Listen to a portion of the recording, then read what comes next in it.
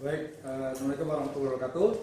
Waalaikumsalam warahmatullahi wabarakatuh. Pada kesempatan ini di pelatihan untuk dalam rangka magang di Laboratorium Agroekologi, kita akan melakukan pengenalan alat-alat yang biasa dipakai, khususnya alat-alat gelas yang biasa dilakukan oleh awal kita ketika mahasiswa ingin mengerjakan penelitian. Jadi dikenalkan dulu alatnya apa, kemudian fungsinya apa, dan bagaimana kemudian penanganannya.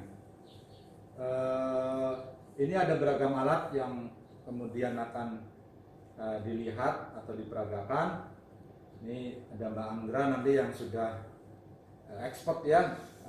Mbak Anggra ini sudah lulus kemarin yudisium ya, jadi sudah di belakangnya ada SP ya. Saya jadi nggak enak kalau hanya manggil Mbak Anggra, harus SP.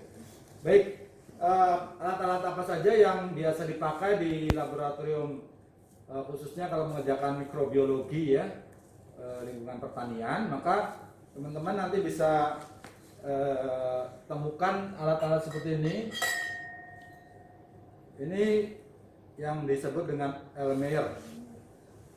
Erlenmeyer ini fungsinya untuk, misalnya kalau kita membuat media, kemudian kalau di kimia itu titrasi ya, untuk mendapatkan misalkan nilai dari berapa pH-nya dan seterusnya. Dan ini Erlenmeyer bentuknya seperti ini ya. Dan di sini ada skala-skalanya. Ini kebetulan 500 mili. Jadi ada macam-macam ya, dari mulai yang kecil sampai yang 1 liter itu ada juga. Nah, di sini umumnya kalau kita misalkan mau kultur kalau mikroba ya, kultur mikroba itu tidak boleh kemudian kita buat medianya penuh. Jadi ada batasannya. Jadi ketika nanti kita kulturnya kita shake atau kita goyang, jadi seperti ini, dia tidak sampai muncrat ke bagian atas. Jadi tidak sampai mengkontaminasi bagian tutupnya gitu ya. Nah, ini juga untuk kultur mikroba juga bisa digunakan. Kemudian apalagi Mbak Anggra? Di sini ada beker glass. Ya, beker glass ya. Beker glass di sini ukurannya 1000 mili. Ini biasanya digunakan untuk menaruh larutan. Biasa juga di mikrobiologi ini kita gunakan untuk membuat larutan seperti larutan pestisida. Itu pakainya di sini. Menyimpannya di sini. Ya, atau juga kita mau buat kemudian media ya, bisa juga ya. Bisa. Jadi kalau misalkan kita taruhlah mau buat media, misalkan kita ini taruhlah ada alat ini namanya stirrer ya, dan ditambah hot plate-nya, jadi nanti bisa digunakan untuk melarutkan bahan ya. Jadi misalkan di sini sudah ada medianya, lalu kemudian kita coba misalkan ditambah air gitu ya. Nah, bahannya terus tambah air, lalu kemudian supaya dia cepat larut, itu kan ada prinsip di kimia itu dengan pemanasan ya, dengan pengadukan dan pemanasan supaya bahan itu cepat larut. Nah, ini bisa digunakan magnet ini. Nah, ini magnet. Oke, nanti kita nyalakan. Ini di sini kan ada tombol stirrernya, langsung ditekan. Dan ada satu lagi tombol untuk pemanasannya. Nah, Ini diputar kecepatannya mau segimana gitu. Disesuaikan aja sama isi di dalamnya, jangan terlalu kencang soalnya nanti mencret-mencret ke atas. Kalau yang benar alatnya itu ada hot plate-nya, jadi sekaligus memanaskan. Tapi karena di sini hot plate-nya rusak, jadinya ini cuma membantu untuk menghomogenkan aja. ya, sebenarnya alat ini awalnya bisa untuk pemanasan juga, jadi ada pemanasan di situ. Nah, oke, jadi karena sudah rusak hanya bisa untuk melarutkan saja ya. Jadi kita kalau dulu ketika kita tidak punya begitu alat magnetic stirrer, kita untuk melarutkannya diaduk, manual aduk ya. sampai ya capek kan lumayan lah ya, gitu ya. Nah gitu, jadi ini pentingnya di situ. Oke, lanjut ya. Itu beker glass, kemudian ada ini tadi magnetic stirrer, kemudian ini untuk pengambilnya ya. Ini kalau ininya ada di sini tadi nempel Mbak. Angkat dulu ininya. Bekernya. Nah. Angkat lalu kemudian kita ambil. Ambil ya. Nih. Ya. Nah. Oke, baik. Itu sudah beker glass, kemudian tadi ada alat magnetic stirrer, kemudian ini ada labu takar ya. Jadi kita untuk melakukan pengenceran atau ingin mengukur volume tertentu ini akurat karena di sini ada tandanya, ada tanda teraknya. Jadi kalau di sini tulisannya 250 mili. Jadi kalau penuh sampai ukuran di sini nih, sampai tanda tera ini dia volumenya 250 mili. Nah, ini bisa dibuka. Jadi silakan buat kita ketika preparasi untuk mengencerkan suatu bahan bisa pakai ini. Ya. Kemudian yang penting lagi ada ini ya, Mbak ya. Ini adalah gelas ukur. Namanya juga gelas ukur buat nimbang ya. Buat ukur jelas ya. Bukan buat nimbang. Nah, ada beragam ukuran dari mulai 10 mili sampai 1000 mili. Ini ukurannya berapa ini? Ini 100 mili. Nah, ini ada bagian yang memang sengaja untuk bisa diletakkan ya di bawah. Nah, ingat kalau kita mengukur gelas ini, itu mata kita harus sejajar dengan posisi ini. Jadi tidak boleh kita kayak gini nih. Ya seperti ini tidak boleh. Tapi harus sejajar dengan mata. Jadi ketika di sini tandanya kita mau mengambil larutan misalkan 10 mili, maka kita harus dekatkan sesuai sejajar. Nah, baru kita ukur meniskusnya. Tahu meniskus ya? Meniskus itu batasan cairan. Jadi kalau misalkan saya contohkan nih teman-teman. Nah ini ya, misalkan nih. Oh iya, yang besar ya. Ini contoh ya, ini cairannya apa? Bening, air ya, bening. Kalau kita mengukur cairan yang bening,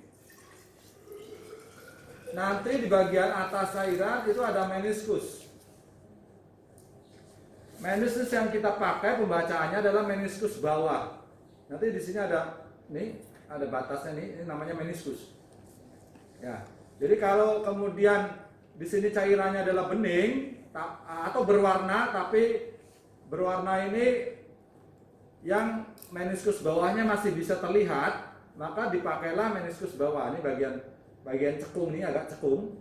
Nah, yang di bawah nih. Oh, ini berarti 80,4 misalkan seperti itu. Ini harus sejajar. Tapi kalau cairannya itu berwarna dan pekat sehingga meniskusnya batas cairannya nggak kelihatan, maka yang dipakai adalah bagian atas. Di sini kan ada dua nih. Ada bagian bawah dan bagian atas. Cuma Mbak Zanuba coba di sini ke sini. Coba lihat ada bagian atas dan bagian bawahnya. Nah, coba. Ada nggak kelihatan? Sejajar. Ada kan? Jadi kalau yang bening pakainya atas atau bawah? Bawah ya. Kalau yang berwarna tapi bening, bawah juga ya. Kalau cairannya pekat, pakai yang atas. Nah itu ya. Oke, terima kasih Mbak Zanuba. Jadi ini gelas apa? Gelas ukur ya atau measuring cylinder. Baik, kemudian ada yang disebut dengan pipet volume atau pipet gondok. Ini ada ciri khasnya, ada ini gondoknya. Nah ini juga akurat untuk kuantitatif. Karena apa? Karena ada batasnya nih, tandanya. Jadi kalau cairan kita ambil kemudian batasnya sampai sini, maka di sini tertulis 5, artinya 5 mili. Nah, 5 mili artinya cairan dari bawah sampai sini itu 5 mili. Meniskusnya tadi sama, kalau bening dia pakai meniskus bawah, ya kan? Cairannya kemudian pekat, berwarna sehingga meniskus bawahnya tidak kelihatan, maka dilihatnya bagian atas. Baik. Ini fungsinya untuk mengambil cairan ya. Nah, nanti diperagakan nih, Anggra nih. Ambil, Mbak. Nih pakai alat ini. Jadi kalau zaman dulu tidak ada ini, pakai mulut. Nah, bagaimana caranya? Kalau zaman dulu itu kita hirup ya, sampai kemudian cairannya ditarik ke atas sampai ada tanda tera. Tapi kalau sekarang kita bisa pakai bulb gitu ya, penyedot. Jadi awalnya kita pakai caranya dibuat supaya dia kempes dulu. Nah, dengan mencit esnya, lalu kita masukkan ke sini. Jadi buat ngambil cairannya pencet yang es. nah, terus kita ambil cairannya, pencet yang es. Jadinya kita ini dulu, Pak. Pencet esnya. Itu ada udaranya, Pak. Ya, sebentar. Oke, ambil. Oke, nah nanti cairannya naik ya. Oke. Nah, sampai tanda tera. Ingat, kita harus membacanya sejajar dengan mata kita ya, untuk tepat. Oke. Nah, lalu bagaimana menurunkannya? Misalkan kita mindahkannya ke sini. Pencet yang Pijit, tekan yang E ya, tulisan E.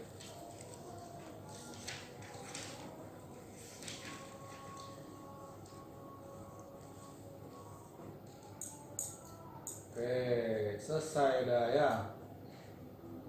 Dah, oke. Pertanyaannya kemudian, bagaimana kalau volumenya kurang dari 5 mili? Pakai apa? Kalau mau kuantitatif, bisa pakai pipet juga, tapi pakainya salah satunya pakai ini, pipet mikro. Ya, pipet mikro atau mikropipet ya. Nah, mikropipet ini bisa untuk mengambil cairan sampai volumenya ya bermacam-macam, dari mulai 1 mili sampai ada yang besar juga ada. Umumnya kalau di lab mikrobiologi hanya sampai 1000 mikro atau 1 mili ya, 1 mili volumenya. Jadi ini ada angkanya nih. Ini perhatikan di sini ada mikropipet yang punya rentang. Kalau di sini ada 100 sampai 1000 mikroliter. Artinya apa? Dia bisa untuk mengambil cairan yang volumenya dari mulai 100 sampai 1000 mikroliter atau 1 mili ya. Nah, kalau begitu kita bisa pakai, ngambilnya pakai apa? Ini disambungkan dengan tipnya. Tipnya ini ada berbagai macam. Ada yang berwarna biru, ada yang berwarna kuning, ada yang berwarna putih. Untuk ukuran sekitar 100 sampai 1000 itu bisa pakai yang berwarna biru. Kalau untuk 10 sampai 100 mikroliter ya, itu pakainya kuning. Jadi pakainya kuning, beda-beda. Kalau yang kemudian di bawah 10 mikro itu biasa pakai putih, lebih kecil. Maka gimana caranya, Pak? Ini misalkan kita mau mengambil, taruhlah 260 ya. Nih ada tandanya. Jadi 260 mikroliter. Gimana kita mengambilnya? Nah, ini kita masukkan sini. Ingat posisi kita, jangan kemudian ini lebih atas dibanding ini. Nah, cairannya nanti takutnya kalau kita lupa, ini sih mending nggak ada cairannya ya. Tapi kalau suatu saat ada sisa cairan di sini, bisa mengalir ke sini, bisa mengkontaminasi, bisa juga merusak alatnya. Maka kemudian selalu posisikan bagian ini lebih atas dibanding ini. Ini tempat cairannya. Maka kemudian apa yang harus kita lakukan? Ngambil ya kan? Ngambilnya bagaimana, Pak? Ini tekan dulu sekali. Ya, tekan sekali, ingat. Ini soalnya ada 2 kali nih. Ada 2 spot. dua stop ada dua, satu dua, gitu ya. Untuk peta mengambil, tekan sekali, masukkan, tarik, angkat mesinnya. Nah, jadi segini ukurannya 260 mikroliter. Lalu untuk mengeluarkannya cairannya, kita tekan sekali, dua kali, gitu ya. Ingat, jadi untuk ngambil sekali masukkan, terus keluarkan sekali, dua kali.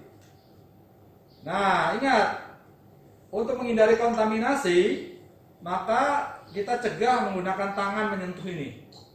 Maka untuk mengeluarkannya, kita bisa tekan bagian ini nih. Nih. Ya. Nah, makanya juga tadi gini kan, nggak dipakai tangan kan? Baik, sekarang dicoba. Siapa Mbak Dwi? Silakan. Coba dulu sini. Saya biar menipir ya, sini. Cairannya. Oh iya.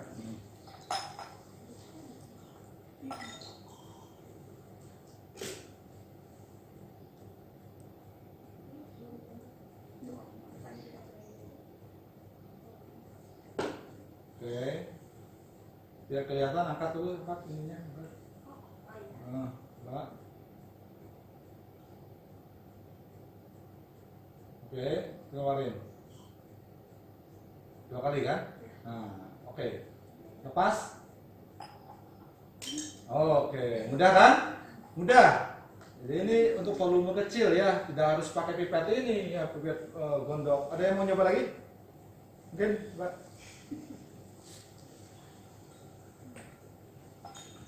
Saya ketukar-tukar sama Mbak Dwi, Mbak Sela ya.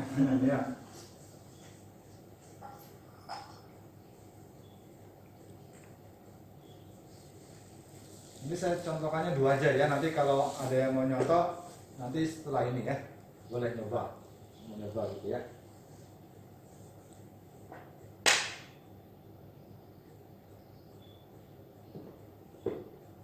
Oke, coba.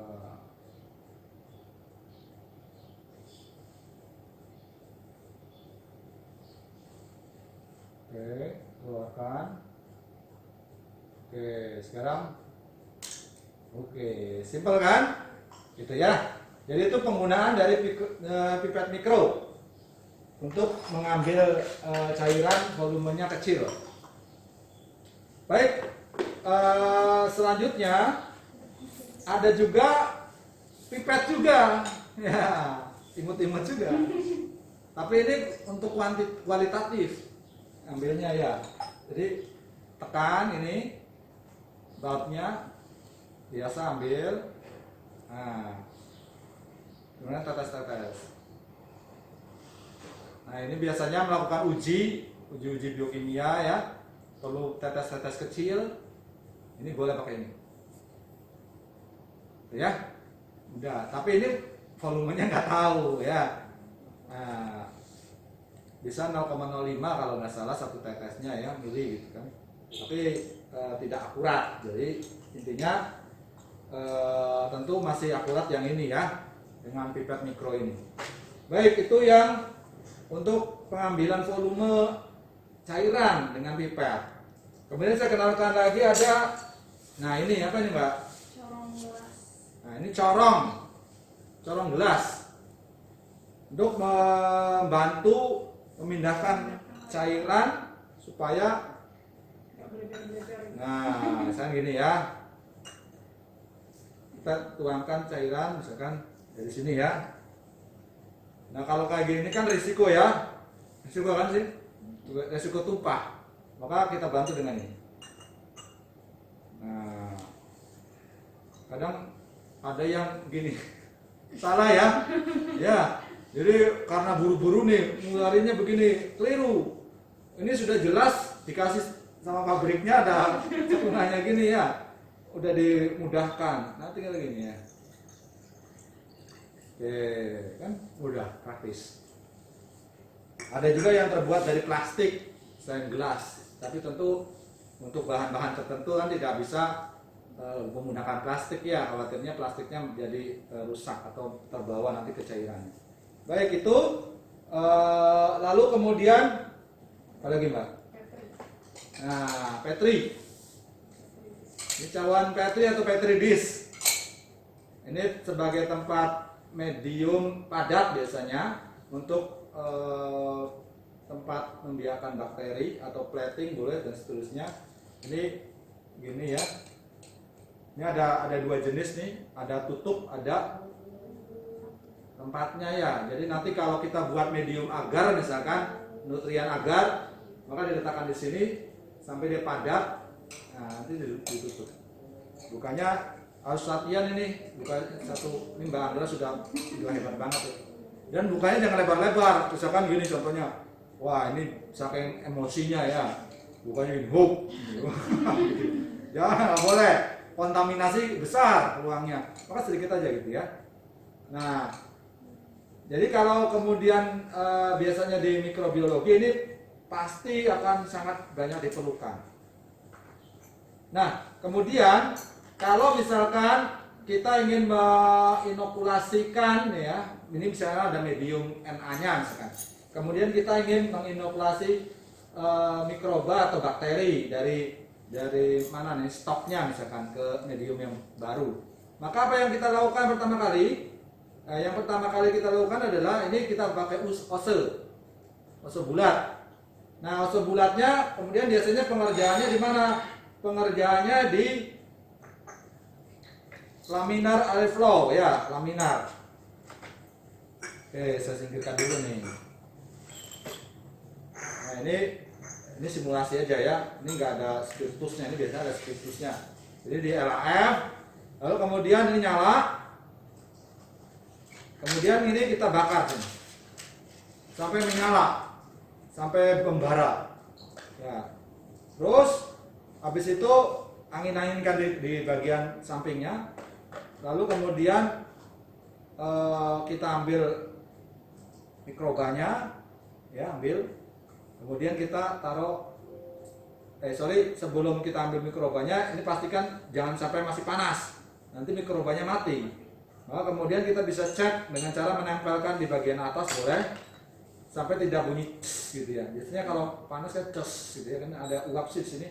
Atau bisa di bagian pinggir-pinggir ini. Kalau sudah tidak ada ces-cesan, ya kan? Dan ces-cesan ini kita bisa mengambil mikroba yang ada di sini. Ini ambil set gitu ya. Nah, gitu. Baru kita pindahkan. Nah, kemudian ada juga misalkan gini. Yang model gini. Ose jarum. Lancip ya. Nah, ini buat apa ya Mbak Anggra? Bedanya apa dengan ini, Mbak?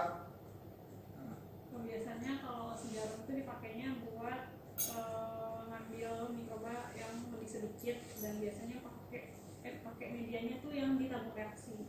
Ya, jadi kalau teman-teman misalkan mau melakukan uji mikroba, bakteri misalkan kuantitasnya dikit. Jadi kita colek tetap awalnya digini dulu ya. Kemudian dingin-dinginkan, terus diambil colek, terus ini dekat api gini. Sukan gini. Bisa juga pakai tusuk gigi. Tusuk gigi. Jadi kalau pakai tusuk giginya dipanasin, hati-hati jangan kebakar, ya kan? Panasin, terus angin-anginkan, colekkan dikit, satu titik gitu ya. Kadang kita ragu-ragu ini ada apa enggak ya? Padahal itu ada satu titik pun ujung titik tusuk gigi ataupun ose lancip ini tuh sudah membawa banyak sekali mikroba ya, bakteri. Lalu tinggal kalau pakai tusuk gigi karena tusuk giginya sudah steril, langsung kita cemplungin aja, tuh ya, tutup. Itu bisa seperti itu. Kalau ini nggak mungkin, jangan cemplungin ya, nanti ditinggal kan nggak boleh. Baik itu, jadi pakai tabung reaksi ya. Tabung reaksi ada beberapa jenis, ada yang kecil, ada yang agak besar, ada yang kecil banget. Nah itu ya tentu volumenya kan ya, volumenya beda-beda. Nah biasanya Mbak Angga kalau uji-uji biar ngirit, ya kan yang pakai yang kecil aja. Ngapain pakai yang besar gini? Ini kan berapa mili? Berapa mili Mbak? 20 mili ada ya ini. Nah ini kalau segini berapa? 10 ya? Ya sekitar 10 mili. Cukup lah ya 10 mili juga. Baik, itu terus apa lagi Mbak? Nah ini spreader ya, atau penyebar. Penyebar. Jadi kalau misalkan kita habis mau meletakkan misalkan mikroba ke sini, bakteri, set gitu ya.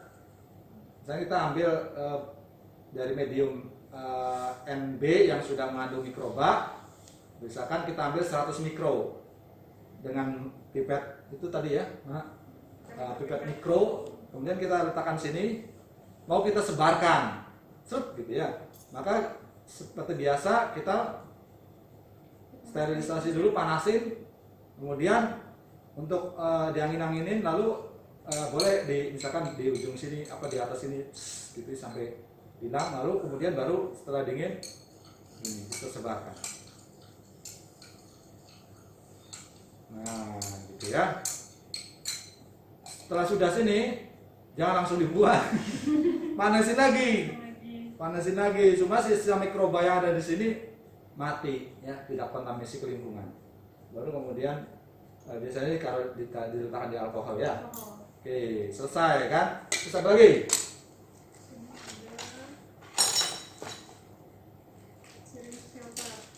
Oke, ini namanya filter searing ya, atau alat untuk sterilisasi bahan-bahan yang mudah rusak dengan pemanasan. Beberapa bahan medium misalkan taruhlah urease gitu yang mengandung urea, itu tidak boleh pakai sterilisasi autoklav. Kenapa? Karena ureanya kan akan terbang ya kan, rusak. Oleh karena itu sterilisasinya pakai apa? Ini. Nah, ini ada dua jenis. Kalau untuk sterilisasi itu umumnya pakai yang pori-porinya 0,2 mikrometer.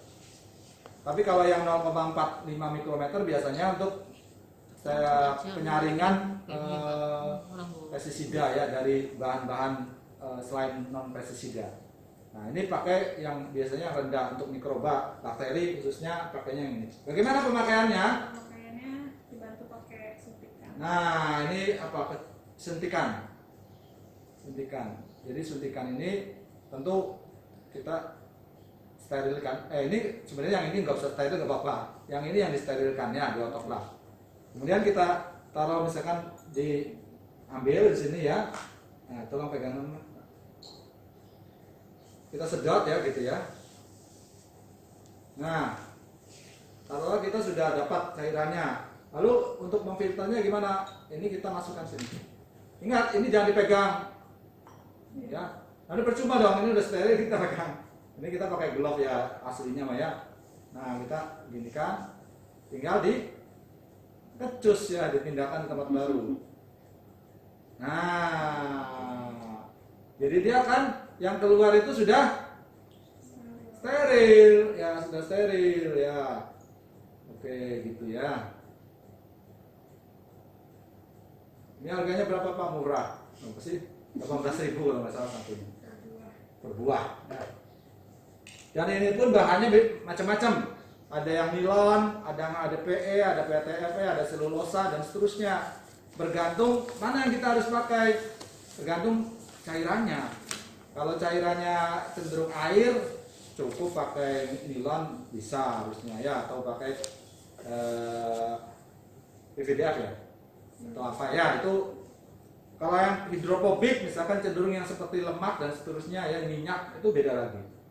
Gitu ya. Baik, apa lagi Mbak? Oh ya, ini terakhir ini untuk membantu mencampurkan aja ya. Ya, misalkan kita tadi buat larutan ya, gitu kita aduk-aduk dulu. Sebenarnya kalau sudah ada magnetic stirrer akan lebih mudah. Nah ini seperti ini.